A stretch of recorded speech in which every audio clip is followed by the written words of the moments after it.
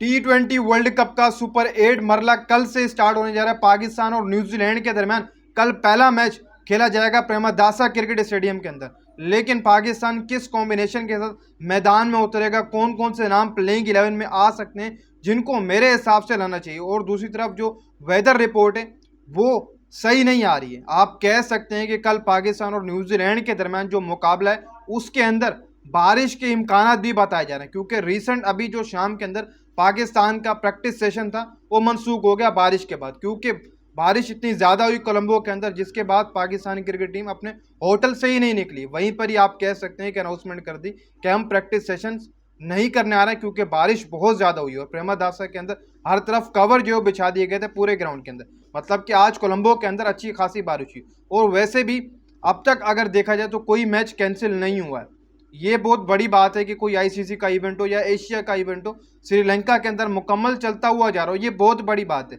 लेकिन जैसी weather report आ रही है, आज बारिश हुई, पाकिस्तान का प्रैक्टिस सेशन मनसूख हुआ, अब कल भी बारिश बताई जा रही है, कहीं पर 40% चांसेस बताए जा रहे हैं। जिस वक्त मैच है वहाँ पर कहीं पर 40% चांसेस ही बताए जा रहे हैं, 60% ही बता रहे हैं। मैच से पहले लगभग 60-60% चांसेस हैं बारिश होने के, तकरीबन दोपहर को 1 बजे 2 बजे। लेकिन जिस टाइम मैच शुरू होना 6 बजे, उस वक्त अगर देखा जाए तो 40% 20% इस तरीके से वहाँ पर चांसेस बताए जा रहे हैं कोलंबो के अंदर बारिश के। लेकिन अब तक अच्छी बात यह है कि टूर्नामेंट के अंदर कोई भी मैच जो श्रीलंका के अंदर है वो धुआ नहीं है, वॉश आउट नहीं हुआ, जिसका आप कह सकते हैं कि ये बहुत बड़ी बात है। लेकिन अगर पहला मैच धुल जाता है, न्यूजीलैंड को भी 1 पॉइंट मिलेगा, पाकिस्तान को भी 1 पॉइंट मिलेगा, वब क्या होगा? क्योंकि आज जैसी वेदर रिपोर्ट आ रही है, आज बारिश हुई, पाकिस्तान का प्रैक्टिस सेशन मनसूख हो गया, वो भी आगे चलकर बात करेंगे इस वीडियो के अंदर। लेकिन पाकिस्तान का कॉम्बिनेशन क्या होता रहा, क्योंकि आज प्रैक्टिस सेशन हुआ नहीं, तो यहाँ से कॉम्बिनेशन बनाना बहुत ज़्यादा मुश्किल होगा।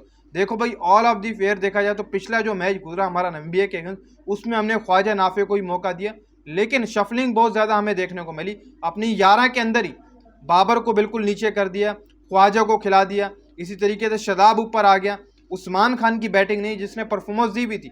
मतलब ये है कि शफलिंग बहुत ज़्यादा हुई। लेकिन न्यूजीलैंड के अगेंस्ट अगर हमारे किसी बैटर का सबसे ज़बरदस्त रिकॉर्ड रहा है अब तक का, तो वो है फ़खर जमान।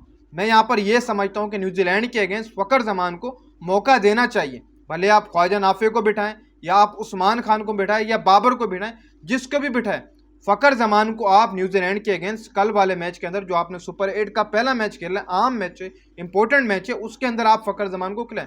क्योंकि ऑल ऑफ दी फेयर अगर देखा जाए तो फ़खर जमान का न्यूजीलैंड के अगेंस्ट जो रिकॉर्ड है, खासतौर पर सेंटर के अगेंस्ट, इसी तरीके से जो उनके फास्ट बॉलर्स हैं उनके अगेंस्ट, वो बहुत ज़्यादा रहा है। फ़खर जमान की आधे से ज़्यादातर जो परफॉर्मेंस है वो न्यूजीलैंड के अगेंस्ट ही हमें देखने को मिली अब तक की। हमेशा जब भी कोई न्यूजीलैंड के अगेंस्ट हम मैच खेल रहे हो तो फ़खर जमान वहाँ पर परफॉर्मेंस देता ही देता है, चाहे सीरीज़ें हो, चाहे T20 वर्ल्ड कप हो, चाहे वर्ल्ड कप ही क्यों ना हो। हमने देखा फ़खर जमान को न्यूजीलैंड के अगेंस्ट, न्यूजीलैंड के बॉलर्स को बहुत अच्छा खेलते, तो इसलिए फ़खर जमान को मैं समझता हूँ कि आप प्लेइंग 11 के अंदर मौका दें, चाहे आप जिसको भी बिठाएं बेंच के ऊपर। बाकी हमारी प्लेइंग 11 भले वही रहे, लेकिन फ़खर जमान को आप मौका दें, चाहे ख्वाजा को बिठाएं चाहे बाबर को बिठाएं, आप फ़खर को लेकर आए। बाकी बॉलिंग लाइनअप में मैं ये समझता हूँ कि नसीम शाह को अब आपको मौका देना चाहिए।